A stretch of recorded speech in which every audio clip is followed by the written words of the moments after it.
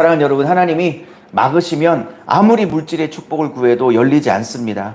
하나님이 막으시면 아무것도 열리지 않습니다. 그러나 하나님의 때가 돼요. 하나님의 그 부르심을 받아 부르짖고 기도하고 하나님께서 이 어려움을 주신 진짜 이유를 가지고 하나님 앞에 나아가 하나님이 원하시는 그 기도의 분량을 채워 하나님의 때가 되면 하나님이 열어주실 때가 있습니다. 하나님이 열어주시자 어디 사무엘만 낳습니까? 2장 21절에 보니까 사무엘 이외에도 아들을 3명이나 낳고 딸을 2명이나 낳는 그런 놀라운 축복을 주시고자 한 것입니다. 한나에게 하나님이 자식 축복을 안 주시려고 했던 것이 아니라 이 자식이 없는 고난을 통해서 하나님께 나오기를 바랬고, 하나님께서 원하시는 기도의 분량을 채우고 하나님께서 원하는 기도의 양을 채우자 하나님 그에게 6명이나 자식을 허락하여 주신 하나님을 믿으시기를 예수의 이름으로 축복합니다. 이제 한나는 여호와의 전에 들어가서 그 하나님 앞에 심정을 1장 15절에 심장을 통해 기도하고 있습니다. 엘리 제사장이 왜 술 먹고 이렇게 와서 중얼거리느냐라고 핀잔을 주자 그는 내가 포도주를 마신 것이 아니라 하나님 앞에 내 심정을 통했다라고 말하고 있습니다. 사랑하는 여러분, 지금 이 심정을 통하다는 이 히브리어는 샤파크라고 여러 번 말씀을 드렸고 진액을 쏟다, 생명을 쏟아내다 라는 뜻이라고 말씀을 드렸습니다. 진액을 쏟아내는 기도, 생명을 쏟아내는 기도, 그 기도에 하나님은 반드시 응답하여 주시는 줄로 믿습니다. 하나님과 오늘 이 한나의 마음이 심정이 통했습니다. 심정이 통했다는 것은 무엇입니까? 마음이 하나가 됐다는 뜻이고 서로 마음이 맞았다는 뜻이고 서로 마음이 통했다는 뜻입니다. 도대체 한나의 마음이 어땠길래, 하나님의 마음이 어떻길래 두 분의 마음이 통했을까요? 두 분의 마음이 똑같은 고민을 갖고 있었을까요? 바로 오늘 그것을 오늘 본문을 통해서 풀어보기를 원하는 것입니다. 어쨌든 한나의 기도를 들으셔서 하나님은 한나에게 아이 사무엘을 주셨고 그를 젖될 동안까지만 키우고 난 다음에 그가 서원한 대로 아들 주시면 하나님께 바치겠습니다 라고 서원한 대로 그를 이제 한 3살 4살쯤으로 추정하지만 그 나이 때에 약속대로 하나님 전에 드려 그를 이제 제사장으로 평생을 드리게 됩니다. 그리고 절기 때 1년에 한 3차례 정도만 이제 아들을 보러 성소에 올라가 그 아들을 보게 되지요. 한나는 2장에서 아들을 주신 그 하나님 앞에 기쁨의 노래, 시를 지어 기도를 합니다. 우리는 지난주에 이 2장에 나오는 시, 기도를 잘 공부를 하였습니다. 2장 6절을 제가 되게 좋아하는데요. 사무엘을 낳은 한나는 하나님 앞에 하나님께서 죽이기도 하시는 하나님이시지만 살리시기도 하는 하나님이라는 걸 고백했고 패하기도 하시지만 세우는 하나님이라고 고백했고 또한 낮추시기도 하지만 다시 일으켜 세우시는 하나님임을 고백하였습니다. 사랑하는 여러분, 하나님은 우리를 낮추기도 하지만 때가 되어 하나님의 때가 되어 쓰실 때가 되면 우리를 높여주시는 하나님이시기도 합니다. 분인나 앞에서 많은 사람들 앞에서 한나를 한껏 높여주셨습니다. 내가 높아지려면 높아지지 않습니다. 하나님의 때를 기다리셔야 합니다. 하나님의 때가 방법이 되어지면 하나님께서 우리를 물질로 높여주시든 사람 앞에 높여주시든 지위로 높여주시든 자식을 높여주시든 높여주실 때가 있을 줄로 믿습니다. 그 전까지 심정을 통하는 기도, 통곡의 기도, 샤파크의 기도, 진액을 쏟아놓는 기도, 그 기도가 우리 가운데 있어야 될 줄로 믿습니다. 오늘 기도하고 내일 당장 응답해 주시면 누가 기도를 안 하겠습니까? 오늘 아침에 기도했는데 밤에 응답이 떨어지면 누가 기도를 안 하겠습니까? 그러나 하나님은 시편의 말씀인 것처럼 기다리게 하시고 기다리게 하시는 하나님입니다. 제가 어느 날 시편 40편을 보는데 하나님이 나를 기다리게 하시고 기다리게 하셨다 2번의 표현을 썼습니다. 하나님은 기다리게 하시는 하나님만이 아니라 기다리고 기다리게 하시는 하나님이십니다. 왜 그렇게 하시는지는 뻔하죠. 그 기다리고 기다리는 동안에 우리의 믿음을 키우고 우리의 인내를 키우고 하나님을 향한 신뢰를 키우고 오직 하나님만을 의지하게 만들기 위하여 기다리고 기다리게 하시는 하나님이십니다. 사랑하는 여러분, 1년, 2년, 3년, 4년, 10년, 15년째 기도한 것 아직 응답되어지지 않은 때가 있으시죠? 아는 것이 있으시죠? 포기하지 마십시오. 하나님이 안 듣고 계셔서가 아니라, 하나님이 그 기도를 거부해서가 아니라 하나님께서 그 마지막 분량을 기다리고 계시는 줄로 믿습니다. 저도 20년 넘게 기도했던 것들이 요즘 응답되고 있어서 기도하고 난 다음에 포기하지 않으면 반드시 응답될 때가 있구나. 저는 그렇게 요즘 확신하고 있습니다. 포기만 하지 마십시오. 하나님은 응답하실 겁니다. 포기만 하지 마십시오. 하나님은 응답하실 것입니다.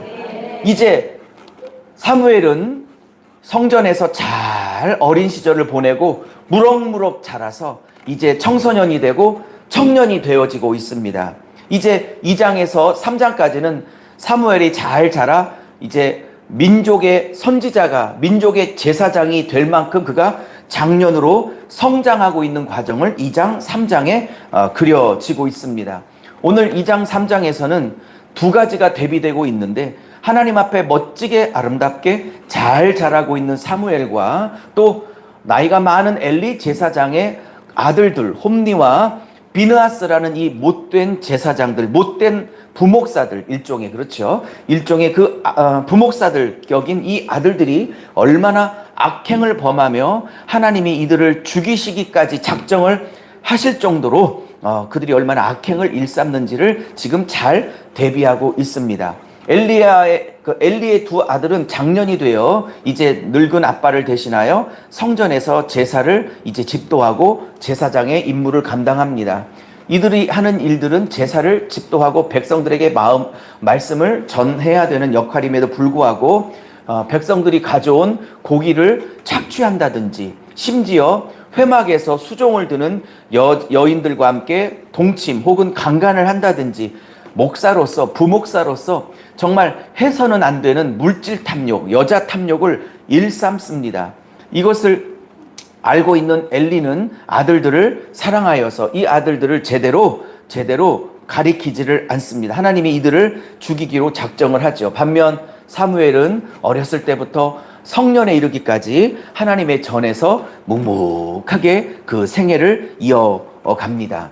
그리고 이제 하나님께서 사무엘을 쓰시기로 작정하시고, 오늘 제가 가장 좋아하는 3장 3절에 하나님께서 사무엘의 그 기도를 받으시고 여호와의 등불 앞에서 그는 여호와의 전에서 그 늘 누워서 하나님의 전과 등불을 지켰다고 말씀을 하시고, 그 다음에 3장 19절에 사무엘의 말로 단 한마디도 그 땅에 떨어지지 않게 하셨더라 라는 제가 제일 좋아하는 말씀이 나오고, 그 다음에 단에서 부할세바까지, 즉 북쪽에서 남쪽까지 온 국토에 하나님께서 사무엘을 세워주시고, 그리고 사무엘이 온 이스라엘에 인정을 받는, 전파가 되는 일이 있었다라고 오늘 3장 21절까지 본문은 마무리해지고 있습니다. 자, 이 본문을 가지고 두 가지 정도 하나님 저에게 정리시켜 주신 말씀을 같이 새기는 시간을 갖겠습니다. 자, 첫 번째 메시지입니다. 한번 같이 해볼게요. 시작. 영적 지도자의 타락은 말씀의 기갈을 불러옵니다. 영적 지도자의 타락은 말씀의 기갈을 불러옵니다. 사랑하는 여러분, 결론적으로 말씀드리지만 한국교회 목사님들을 위해서 반드시 기도해 주시기를 바랍니다. 그리고 우리 교회 담임 목사인 유석영 목사를 위해서도 반드시 기도해 주시기를 바랍니다. 영적 지도자의 타락은 영적 지도자의 타락으로 끝나지 않고 그 지도자를 통해 영의 양식을 먹고 자라고 성장해야 하는 양떼들의 그 배고픔과 굶주림과 기갈과 때로는 타락으로 직결되기 때문입니다.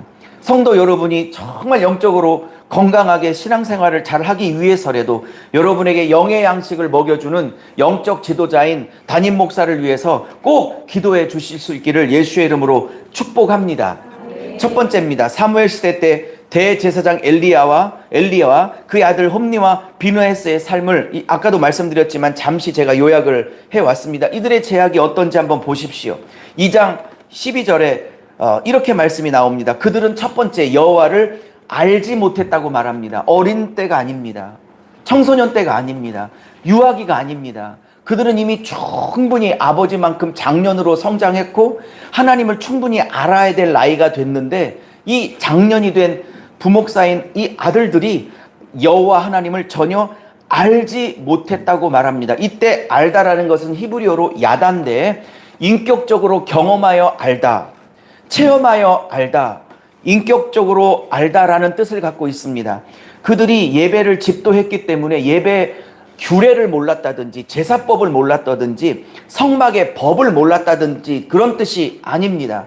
그들은 종교적으로 예배를 집도하는 제사장이라 제사법, 제사규례를 누구나 못지않게 너무나 잘 알고 있었을 것입니다. 그러나 이 홈니와 비느하스는 여호와를 알지 못합니다. 여호와를 인격적으로 경험하지 못했습니다. 하나님의 마음이 어떤지 알지 못합니다. 그러니 하나님의 마음을 알지 못하는 목사들이 설교를 하고 예배를 집도하고 말씀을 가리키니 백성들이 하나님의 마음을 알지 못하는 게 당연하지 않겠습니까? 오늘도 한국에 6만 명의 목회자들이 있습니다. 전도사님, 강도사님들까지 치면 한 15만 명에서 20만 명 정도 된다고 합니다. 장로님들은 한 30만 명 된다고 합니다. 장로 30, 목사, 사역자들 20, 교회 중직들이, 교회를 이끌어가는 중책들이 50만 명이나 됩니다. 그렇습니다. 그들이 정말 하나님의 마음을 알까요? 하나님을 정말 제대로 하나님을 가리키고 있을까요? 저는 그렇지 않을 거라고 생각합니다. 그러므로 한국교회 목사들이, 장로님들이, 특별히 설교를 하는 설교자들이 하나님을 깊이 경험하고 하나님의 마음을 깊이 알 수 있도록 꼭 기도해 주시기를 예수의 이름으로 부탁을 드립니다. 2장 12절에 그들은 또 행실 또한 나빴다고 합니다. 어떤 행실이 나빴는지 제가 정리해 왔어요. 어떤 사람이 제사를 드리면 그 제사 고기를 삶았는데, 삶아서 이렇게 제사장도 주고 고기를 갖고 왔던 이 제사자들도 그 제사 고기를 가져가야 합니다. 법이 있습니다. 화목제법이 있습니다. 화목제법에는 제사를 드린 고기를 나누어서 제사장이 갖고 갈 수 있는 부위는 앞 가슴살과 오른쪽 뒷다리입니다. 그리고 나머지 부분은 제사를 드렸던 사람이 가져가서 자식들도 먹이고 이웃들도 먹이고 본인들 먹여서 그 다음 날까지 다 온 동네가 축제를 벌이는 절기가 바로 화목제입니다. 이렇게 이 고기는 다 쓰임이 있고 레위기법에 다 그 부위마다 정해져 있습니다. 근데 이 정해진 이 고기 부위를 상관없이 그냥 갈고리로 쿡 찍어서 나오는 대로 전부 다 갈취해 갔던 사람이 누구냐? 바로 홈니와 비느하스라고 2장 13절과 16절에서 말하고 있습니다. 심지어 제사 드리기 전에도 내가 날고기를 먹고 싶다, 생고기로 구워 먹고 싶다고 그래서 제사를 드리기 전에 그냥 하인을 시켜서 고기를 그냥 갈취하는 말도 안 되는 사건이 벌어졌습니다. 오늘날로 따지면 여러분이 11조와 감사헌금을 갖고 왔는데 내가 감사헌금 11조 내가 가져가겠다고 해서 미리 그냥 여러분 손에서 헌금 봉투를 강탈하는 것과 똑같은 일이 지금 벌어졌습니다. 2장 17절에 보니까 여호와의 앞에 이 죄가 그냥 큰 게 아니라 심히 컸다고 말씀을 드렸습니다. 그리고 하나님께서 뭐라고 말씀하시냐면 단순히 고기를 갈취한 게 아니라 이들이 여호와의 제사를 멸시하였다라고 주님이 격분하고 계시는 겁니다. 자, 첫 번째는 그들은 물질의 탐욕이 있었다라고 말할 수 있습니다. 여러분, 이거를 홈니와 비느하스의 이야기로 돌리면 안 되십니다. 저의 얘기로, 여러분의 얘기로 받아들여야 하는 것입니다.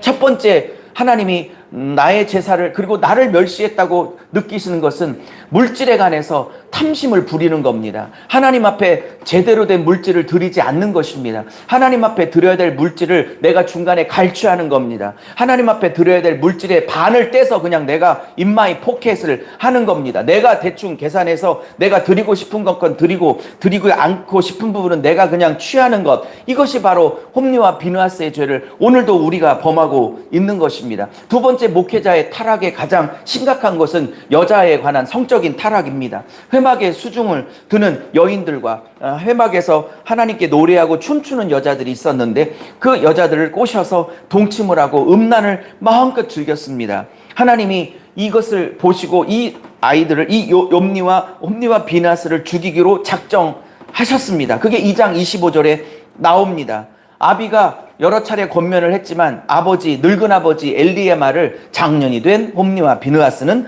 듣지도 않았습니다. 여러분, 오늘 이것을 두 가지로 정리해 보면 홈리와 비느하스가 넘어졌던 죄악은 물질의 욕심과 음란의 욕심에 넘어졌습니다.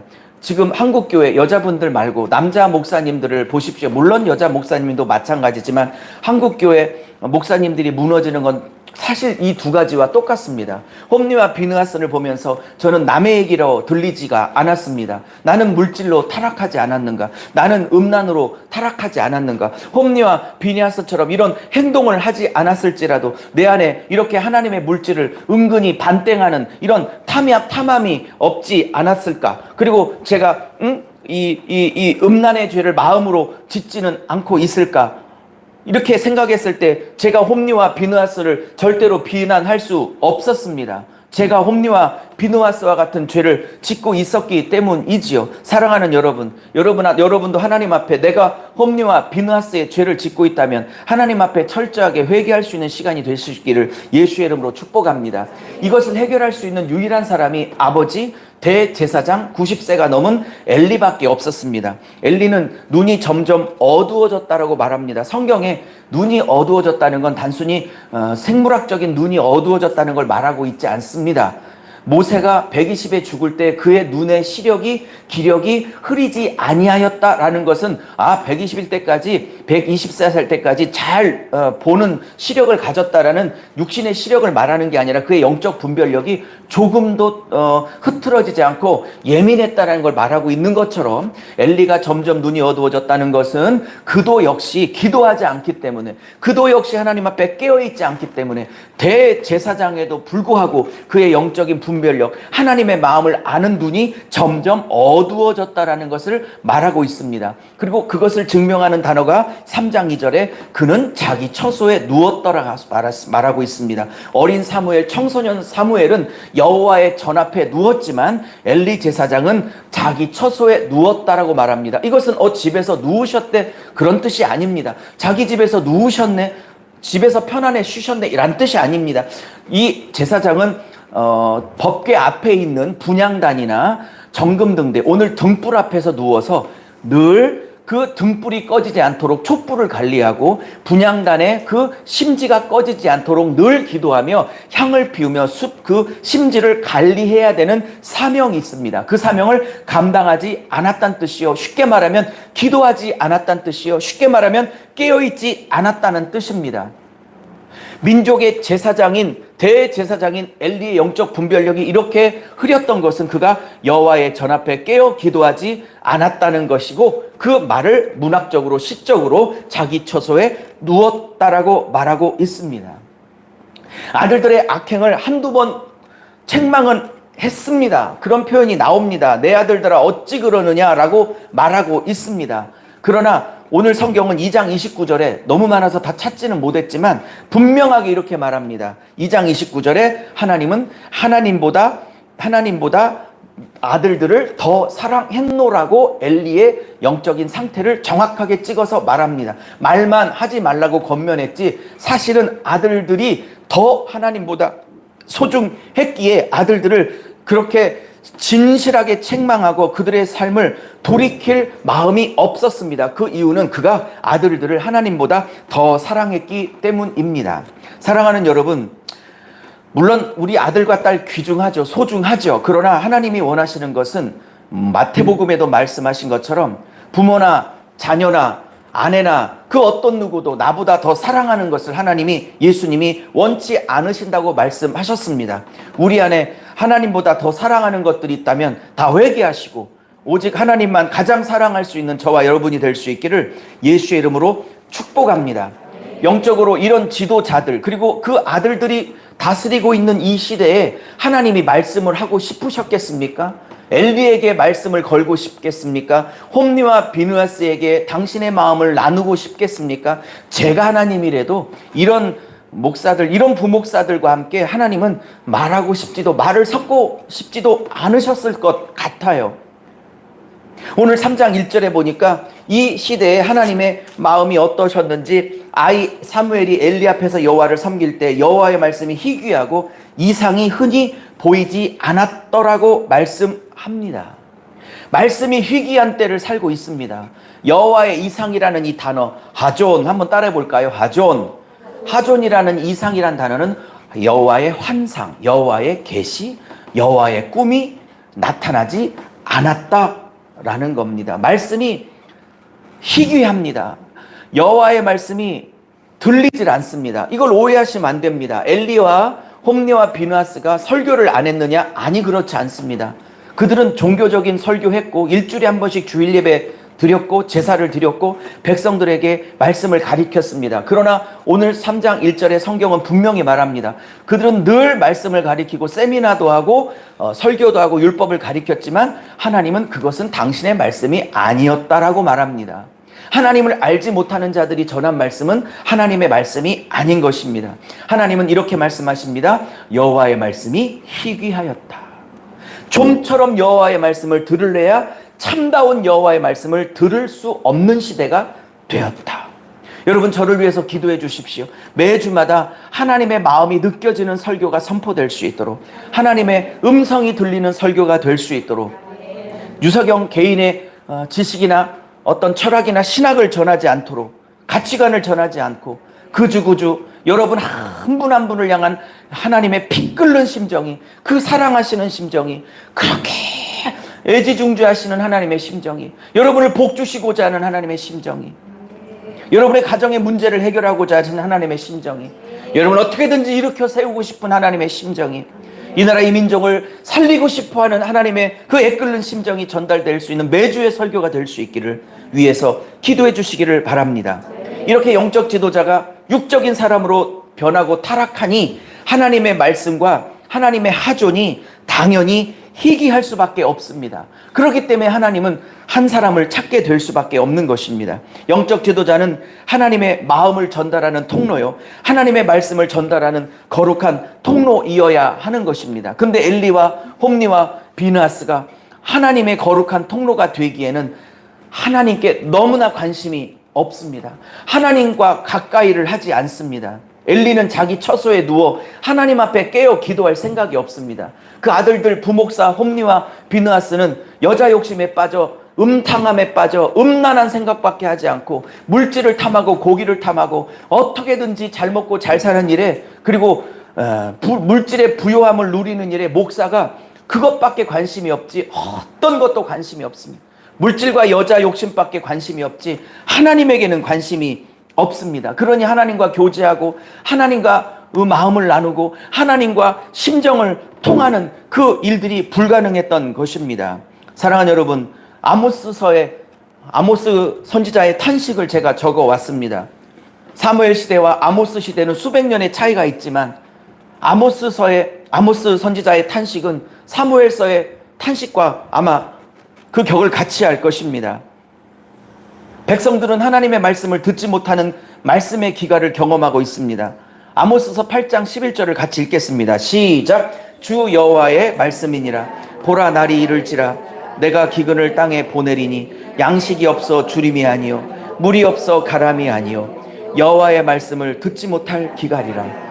아모스 시대에도 말씀을 안 가르쳤나 봐, 세미나가 잘 안 열렸나 봐, 설교를 안 하셨나 봐, 이분들이 목사들이. 아닙니다.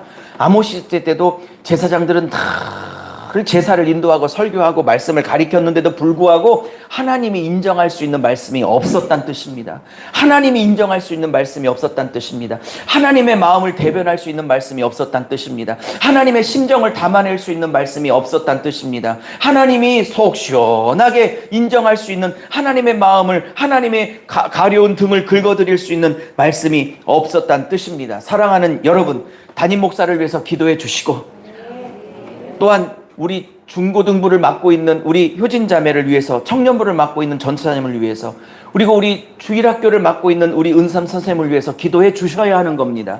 여러분의 자녀들을 맡기지 않았습니까? 그리고 저를 위해서 기도해 주셔야 되는 것입니다. 특별히 저는 목사님들을 가리키는 사명을 주님께서 주셔서 또 내일부터 3일 동안 한 30분의 목사님들을 서울에 가서 말씀을 나누는 일들을 내일부터 월화수 시작하게 됩니다. 그러므로 저의 사명은 막중하다 아니할 수 없습니다. 그러니 저를 위해서 반드시 기도해 주시기를 다시 한번 부탁을 드립니다. 자, 진짜 말씀드리고 싶은 건 두 번째 메시지입니다. 우리 두 번째 메시지를 선포하겠습니다. 시작. 하나님은 하나님의 등불을 지켰던 이 시대의 사무엘을 기다리십니다. 할렐루야. 이렇게 엘리와 홈니와 비느하스가 하나님의 마음도 모르고 영적인 게으름과 영적인 그 욕심 가운데 타락하여 갈 때에 하나님은 이 시대를 밝히기 위해서, 이 시대에 하나님의 말씀을 선포하기 위해서, 이 시대에 하나님의 하존, 하나님의 그 환상과 이상과 꿈을 밝히 백성들에게 전달하고 드러낼 수 있는 한 사람을 준비시켜 가고 계셨습니다. 할렐루야. 저는 이 사무엘이 우리 교회가 되었으면 좋겠습니다. 이 사무엘이 여러분의 자녀가 되었으면 좋겠습니다. 이 사무엘이 여러분이었으면 좋겠습니다. 이 사무엘이 우리 전도사님이 되었으면 좋겠습니다. 이 사무엘이 우리 사모가 되었으면 좋겠고, 저가 됐으면 좋겠고, 여러분이 됐으면 좋겠습니다. 하나님이 준비시키고 계신 한 사람, 하나님이 준비시키고 계신 사무엘과 같은 한 교회, 등불을 밝힐 수 있는 한 교회, 하나님의 말씀의 희귀함을 말씀의 풍성함으로 바꿔낼 수 있는 그 사무엘과 같은 교회, 그 교회가 저와 우리의 교회가 되시기를 예수의 이름으로 축복합니다. 어린 사무엘의 삶은 홈리와 비느하스는 사뭇 너무나 달랐습니다. 어찌 안 쓸 수가 있겠습니까? 보십시오. 어렸을 때부터 세마포 에봇, 즉 뭐예요? 제사장 의복을 입고 여호와 앞에 섬겼습니다. 어렸을 때부터 목사답게 살았다는 것입니다. 가끔 청년 중에 목사 되면 제대로 할게요 하는 신학생들이 있습니다. 정말 목사가 될 신학생이라면 지금 목사인 것처럼 그렇게 살아야 하는 것이지, 지금 아무렇게 살다가 목사 되면 정말 목사답게 살아가지가 되는 것이 아닙니다. 어렸을 때부터 그렇게 하나님의 쓰임받는 자로서 그는 살아갔고, 무엇보다도 여호와 앞에서 섬겼습니다.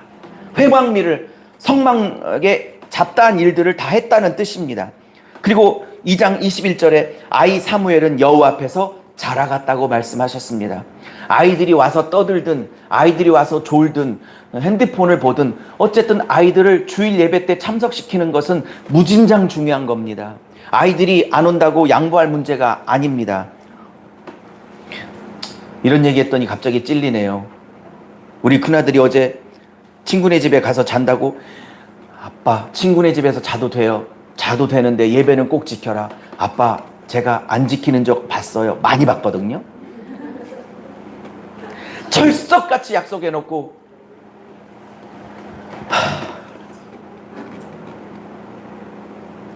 갑자기 제가 엘리와 같습니다. 이 어쩌면 좋겠습니까? 아이 사무엘은 여호와 앞에 자라갔습니다. 그리고 2장 26절에 보니까 하나님 앞에만 이쁨을 받은 게 아니라 하나님 앞에 이쁘게 사니까 사람들 앞에서도 이쁨을 받고 은총을 받게 되었습니다. 제일 중요한 것은 3장 3절입니다. 하나님 궤 앞에, 즉 언약궤가 있고 그 앞에 천막, 휘장이 쳐 있고 바로 그 앞에 뭐가 있냐면 언약궤, 그 다음에 휘장, 그 앞에 분향단, 기도의 단이 있고 그 다음에 불을 밝히는 정금등대, 오늘 등불이라고 표현된 정금등대가 있습니다. 그 전에서 누웠다라는 뜻입니다. 여기서 누웠다는 건 잠을 잤다는 뜻이 아니라 정금등대의 빛을 꺼지지 않게 지켰고 분향단의 심지가 꺼지지 않게 기도의 불을 지켰다라는 것입니다. 뒷장에 보십시오. 3장 3절 하나님의 등불은 아직 꺼지지 아니하였으니, 저는 이 말이 너무 좋아요. 사무엘은 하나님의 궤에 있는 여호와의 전 앞에 누웠더라. 98세가 된 제사장이 자기 처소에 누울 때 이 꼬마 청소년 사무엘은 여호와의 전 앞에 누워, 분향단 앞에 누워, 등대 앞에 누워 그 등불을 지키고 그 심지를 지켰던 것입니다. 할렐루야. 하나님의 등불이 아직 꺼지지 않았다고 오늘 성경에 말합니다.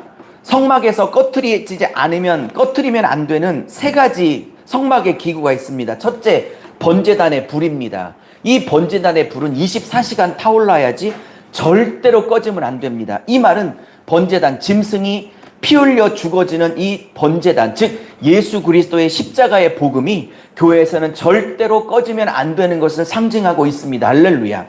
두 번째, 꺼지면 안 되는 것은 분향단의 심지의 불입니다.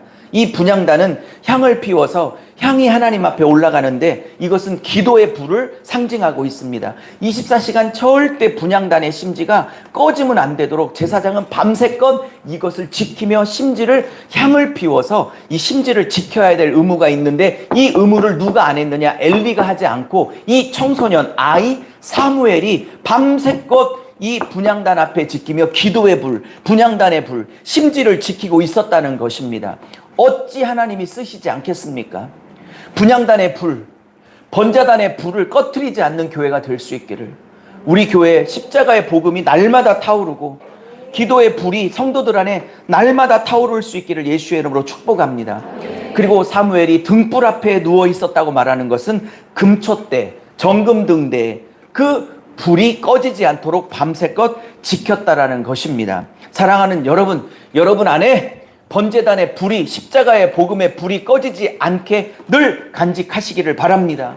그리고 여러분 안에 늘 교회에 나와서 기도를 하지는 못하실지라도 직장에서, 가정에서, 또한 차 안에서, 때로는 교회 안에 오셔서, 때로는 침대 안에서 여러분의 그 분향단의 불, 기도의 불이 24시간 단 1초도 꺼지지 않도록 영으로, 성령 안에서 무시로 깨어 기도할 수 있는 저와 여러분이 될 수 있기를 예수의 이름으로 축복합니다. 그러면 금장단의, 금촛대의 불, 등잔의 불, 즉 성령의 역사를 상징하는데 성령의 역사는 전혀 끊이지 않고 여러분의 삶을 분명히 밝혀주실 줄로 믿습니다. 하나님의 등불은 아직 꺼지지 아니하였다라는 말에 저는 너무 큰 은혜를 받습니다. 여기에 어떤 은혜를 받냐면, 지금 홈리와 비느하스와 엘리가 해야 될 일들을 하지 않아서 분향단의 그 심지가 꺼져가고 정금등대의 촛불의 심지가 꺼져감에도 불구하고 하나님은 차마 이 등불을 꺼트릴 수가 없었습니다. 이 등불이 꺼지면 이스라엘은 희망이 없습니다. 이스라엘에게는 소망이 없습니다. 미래가 없습니다. 하나님은 이 등불을 꺼트리기를 원치 않으셨습니다.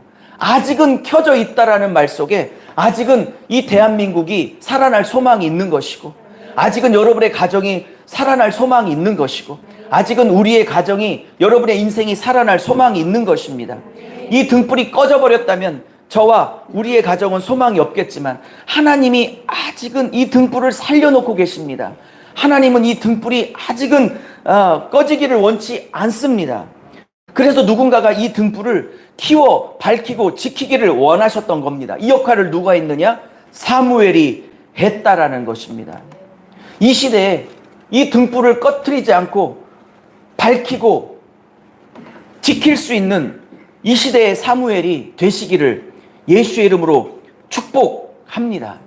이제 청소년 때, 유아 때, 그 청소년 때, 청년 때를 지나 그가 성년이 됐겠죠.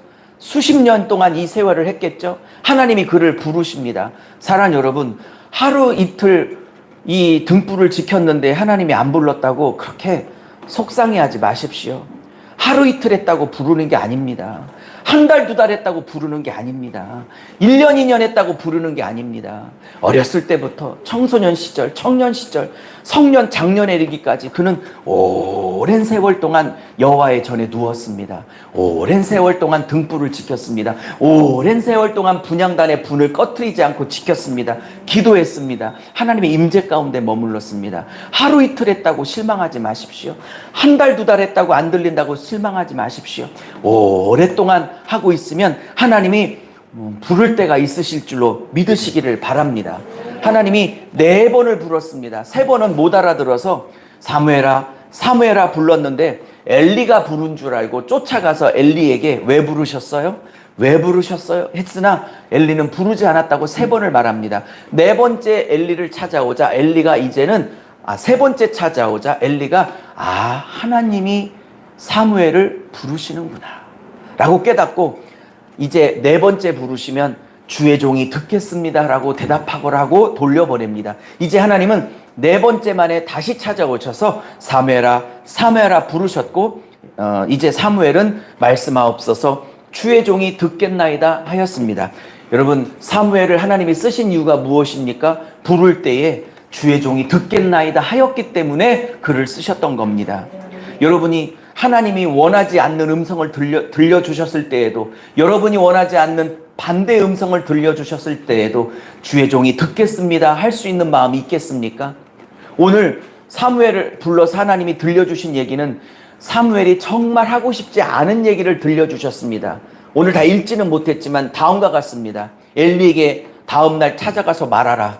엘리 집안이 다 멸망받을 거라고 말하라.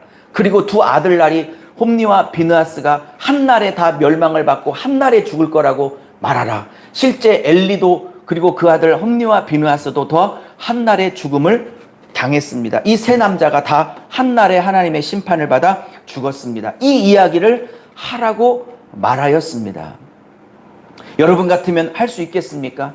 주의 종이란 게 그렇습니다. 사람들이 좋아하는 말만 하는 것이 주의 종이 아니라 때로는 사람들이 싫어하는 말을 해야 되고, 사람들이 고쳐야 될 말을 해야 되고, 하나님이 기뻐하지 않는 부분을 회개하라는 말도 전해야 될 때가 주의 종의 사명인 것입니다.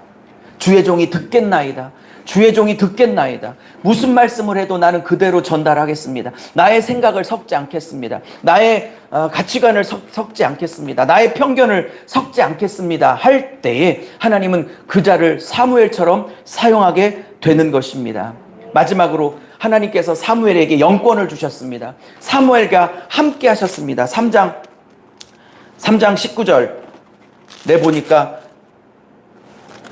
하나님이 사무엘과 함께 하셨다 라고 말합니다. 사무엘이 자라니 성년이 되었죠. 여호와께서 그와 함께 계셔서 어렸을 때부터 기도의 등불을 지키고 성령의 등불을 지키고 여호와의 전에 누워서 자며 밤새껏 철야했던 사무엘, 그리고 주님께서 무엇이라 말씀하든 사람이 좋아하든 싫어하든 그 말을 그대로 전달하기를 애쓰며 하나님의 마음에 동참하기를 애썼던 그 사무엘에게 하나님이 어찌 함께 하시지 않겠습니까? 여러분에게도 하나님께서 함께 하고 계심을 믿으실 수 있기를 예수의 이름으로 축복합니다. 그리고 참 목사들이 엄청나게 좋아하는 말씀인데요. 19절에 그의 말로 땅에 한 번도 떨어지지 않게 하셨더라. 그가 말로 선포하면 그대로 임했습니다. 말로 선포하면 그대로 응답이 임했습니다. 저는 이 말씀을 되게 좋아합니다. 저도 이 영적인 권세를 많이 욕심을 냈습니다. 제가 강대상에서 아무개 집사님 집에 이러한 축복이 있기를 축복합니다 라고 하면 하나님이 그 말을 그대로 이루어져서 그 집사님의 집에 그 축복을 그대로 이루어지고 그 집사님의 문제가 해결될 지어다 그러면 다음 주에 탁하니 해결되고 하면 얼마나 좋겠습니까? 제가 인기이고 싶어서가 아니라 그렇게 어려운 문제들이 제 선포를 통해서 턱턱 해결될 수만 있다면 얼마나 좋을까 하여 이 영권을 구하게 되는 것입니다. 저는 이 영권을 포기하지 않았습니다. 여러분도 여러분의 입에서 선포한 대로 자식에게 그대로 이루어지고 여러분이 선포한 대로 그대로 이루어질 수 있는 영권, 사무엘의 영권을 거룩하게 탐내시고 욕심내시기를 바랍니다. 그런데 이런 영권이 있기까지 그가 얼마나 많이 여호와 전에서 누웠는지 아십니까? 이 영권을 받기까지 그가 얼마나 많은 날들을 등불을 지켰는지 아십니까? 이 영권을 얻기까지 그가 얼마나 많은 날들을 그 분향단의 심지가 꺼지지 않도록 밤새껏 기도하며 여호와의 임재 앞에 거하며 아버지의 마음을 나누며 그리고 사람들이 좋아하든 좋아하지 않든 전하신 말씀이면 그대로 전하려고 애쓰고 애썼는 줄 아십니까? 수많은 목사들이 3장 19절에 사무엘의 영권을 탐내지만 실제 3장 1절부터 그가 평생간 하나님 앞에 여호와의 전에 누우며 살아냈던 임재 가운데 그 머물렀던 그 대가를 치르지 아니하고 3장 19절에 그 영권만을 탐하는 건 나쁜 사람입니다. 대가를 치르지 않고 영권을 얻으려고 하는 건 하나님이 속지 아니하십니다. 제가 어느 날 3장 19절에 영권을 하나님 앞에 사무엘과 같은 영권을 주세요 라고 기도할 때 하나님께서 대가를 치루라. 대가를 치루라. 사무엘이 내게 치렀던 대가를 치루라. 그 이상의 영권도 하나님이 주시지 않겠습니까? 그러나 우리에게는 대가를 치를 마음이 없이 이 영권을 구합니다. 안 됩니다. 사랑하는 여러분, 오늘부터 이제 성령과 함께하는 모든 곳이 여러분이 하나님과 함께하는 여호와의 전임을 믿으십시오. 하나님과 함께하는 그곳이 식당이라도 여호와의 전이고, 함께하는 곳이 설거지 장소면 그것이 여호와의 전이고, 오늘 모여 예배하는 것도 하나님의 전이고, 운전하는 차 그 20분 30분도 여호와의 전일 것입니다. 그 여호와의 전 앞에 누우십시오. 그리고 그곳에 등불을 꺼트리지 마십시오. 그곳에 분향단의 심지를 꺼트리지 마십시오. 그리고 하나님의 마음을 들으십시오. 무슨 말씀을 하더라도, 내게 아픈 말씀을 하시더라도 주의 종이 듣겠습니다 하십시오. 그리고 절대 물질 욕심, 음란의 욕심, 세상 가치에 넘어갔던 홈리와 비느하스의 삶의 전철을 밟지 말고 오직 사무엘의 삶을 살아가셔서 이 거룩한 욕심내는 영권이 저와 여러분의 영권, 우리 교회의 영권이 될 수 있기를 예수의 이름으로 축복합니다.